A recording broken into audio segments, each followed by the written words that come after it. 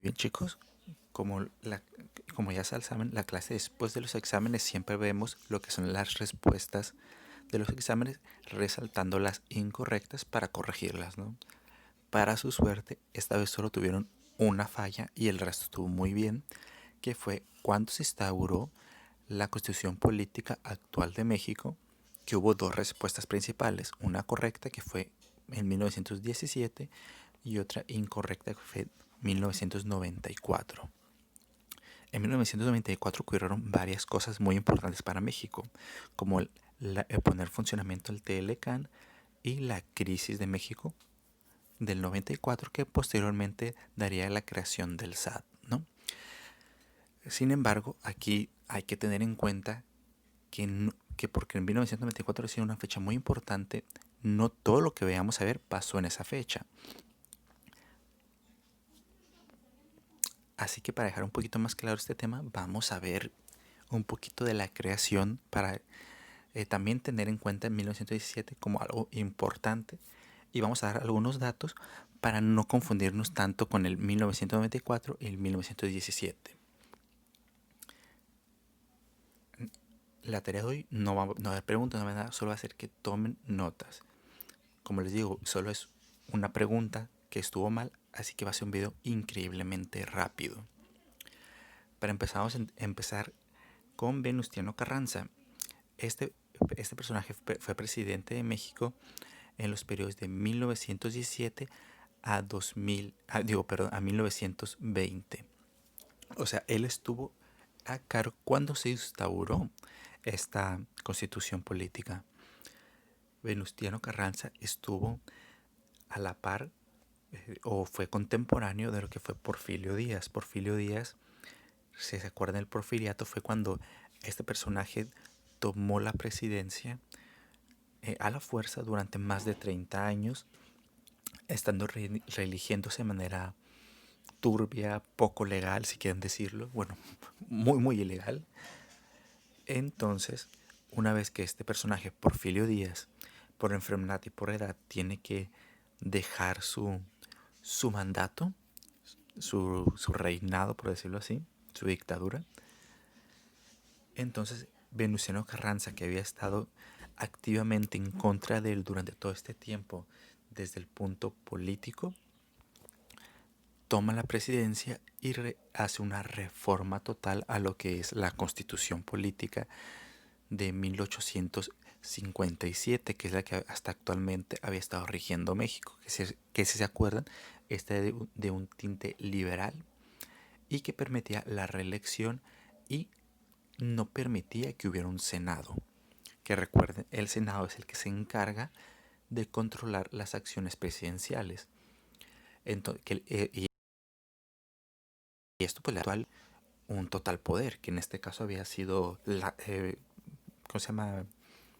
Porfirio Díaz durante más de 30 años, ya que no hubiera un Senado que le impidiera actuar, se podía reelegir legalmente, aunque sus reelecciones fueron un poco turbias, un poco imparciales, por decirlo así.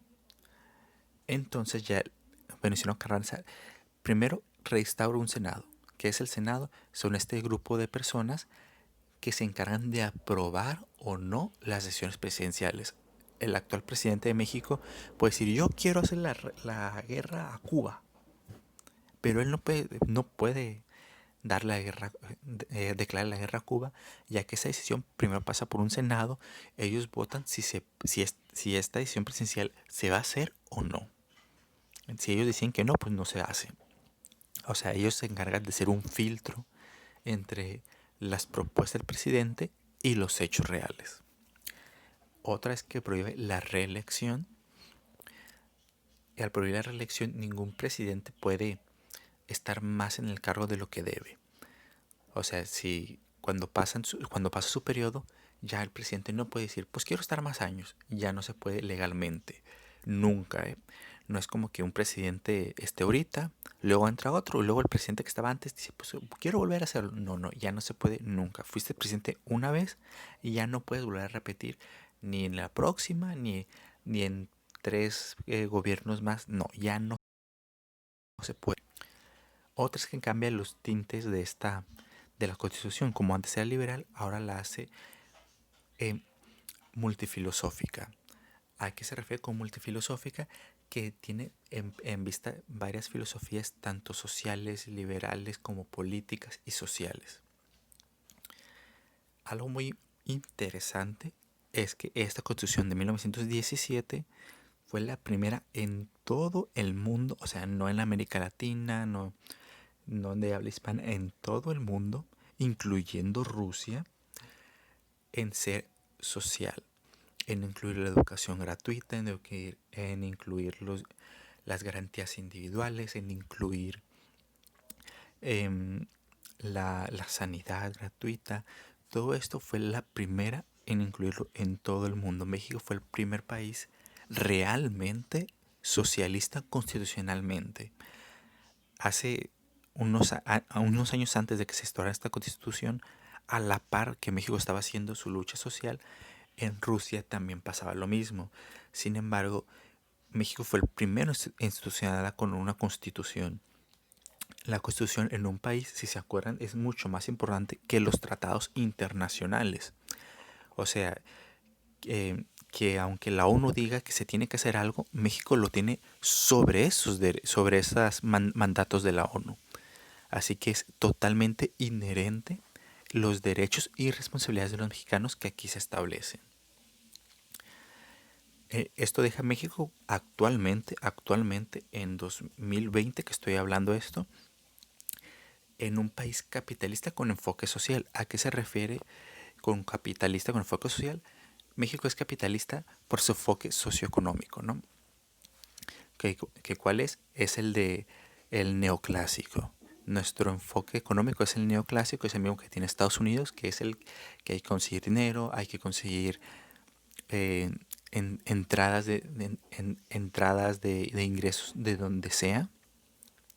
Sin embargo, la diferencia con otros países, por ejemplo Estados Unidos, es que nosotros tenemos un enfoque social constitucional que obliga al gobierno y a los ciudadanos a que gran parte de esto se vaya o se destine al mismo pueblo.